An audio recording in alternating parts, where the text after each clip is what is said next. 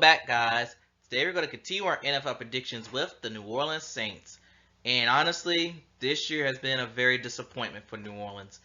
They brought Derek Carr in because they felt like he was the missing piece to a possible playoff team and get the Saints back into postseason play for the first time since 2020. But instead, he was just there. Part of it could be the Pete Carmichael offense. Part of it could be Dennis Allen himself. Or part of it could be just Derek Carr just sucking. But all in all, it was a very disappointing year for the New Orleans Saints.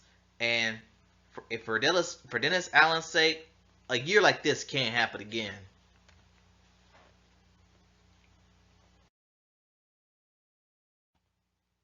And look at last year's schedule, and I feel like they'll win two straight, but then they'll lose a game. Then they'll win two more straight, then they'll lose a game. But then from weeks 10 to 13, they lost three straight games in that period. Before ending the season on winning the four out of the last five, which includes them taking on their division and the New York Giants, which is not really that hard to do. But on tiebreaker, they missed the playoffs yet again.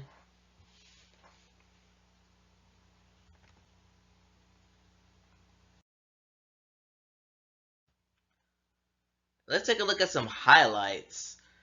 And one of the big highlights for me was Chris Olave. He was still good. 2 years in, and he's lived up to the draft billing and maybe then some.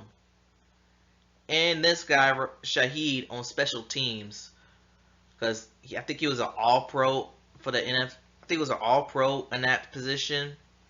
Correct me if I'm wrong. But in all honesty, there are not too many highlights for the Saints this year.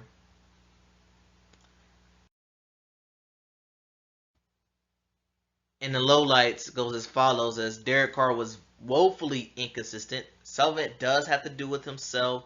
Pete Carmichael, wide receiver injuries, it happens. And like I mentioned, the Pete Carmichael offense was terrible.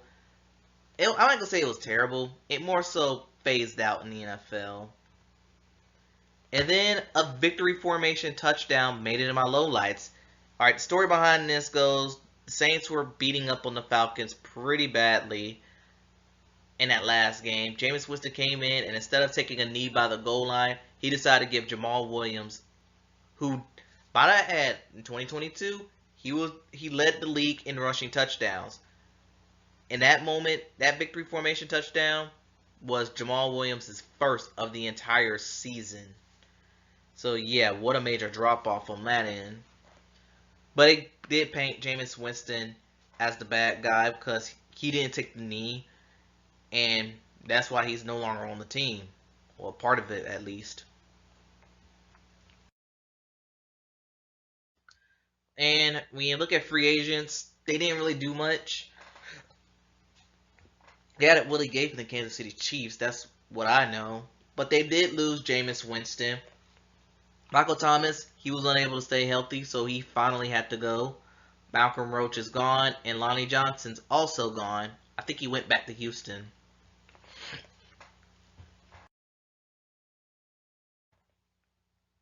And in the draft, they took Talise Fuaga, an offensive tackle from Oregon State. Not a sexy pick, but a necessary pick. Then they added Kool-Aid McKinstry from Alabama, because a lot of people had him in the the first round. And then they stole Spencer Rattler, quarterback from South Carolina. Fun fact, he was the first quarterback taken since Bo Nix at pick 12. Just let that soak in. But they also took Means from Pitt, Jalen Ford from Texas, Christian Boyd from Northern Iowa, and Josiah Eziram from Eastern Kentucky. But for the Saints, they cannot afford another mid-year. I wonder what their schedule have for us. Let's take a look. Okay, New Orleans, let's take a look at your schedule. And starting off, it's gonna be a pretty rough go at it. Out after beating Carolina week 1. I have you losing to the Cowboys week 2. losing to the Eagles week 3, losing to the Falcons week 4, losing to the Chiefs week 5. But then you got 2 home games against the Bucks and the Broncos, and I'm going to give them wins over both teams to get their season back on track. But week 8, how about a road win over the Chargers? Right there. It's coming out of kind of a mini bye. Then week 9, I have them losing to Carolina on the road. Week 10, I have them beating the Falcons at home. Week 11, beating the Browns at home. And this takes us to week 13, Rams and Saints. A pivotal matchup a bit amongst both teams. And I've honestly gone back and forth with this one. But I'm going to go ahead and give the Saints the win at home.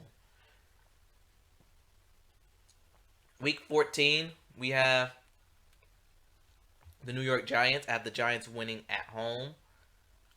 Washington winning on the road against the Saints. It's Jaden Daniels' homecoming. Well, not really. But he played at LSU, so I count it as a homecoming.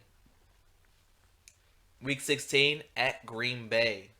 Monday Night Football. Yeah, I got Green Bay winning this one easily. Go ahead and give them a win over the Raiders. And a nice road loss to the Buccaneers, which puts their record at 8-9. I don't know if this is going to be enough for them to make the postseason. We just got to wait and see how the Tampa Bay does. But anyway, tell me what y'all think in the comments below. Thanks for watching. Gamble safely. And I'll see you next time.